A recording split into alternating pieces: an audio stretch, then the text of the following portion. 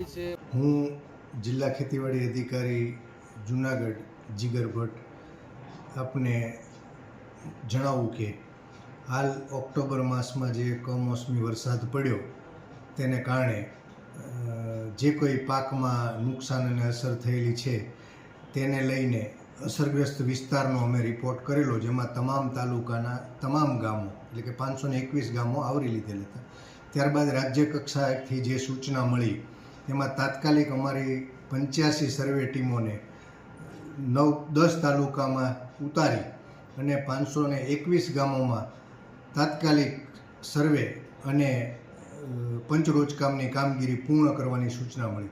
જે અન્વયે આજે અમે તમામ ગામોનો ટીમો દ્વારા મુલાકાત કરી, ગામ લોકો સાથે મિટિંગ કરી, તમામ ગામ લોકોની હાજરીમાં વાવેતર વિસ્તાર, એની સામે અસરગ્રસ્ત વિસ્તાર અને કેટલો નુકસાન થયેલું છે તે વિસ્તારનું આકલન કર્યું અને પંચરોજકામમાં એને ઉલ્લેખ કરી અને તમામે તમામ ગામનો સર્વે કામગીરી પૂર્ણ કરેલ છે.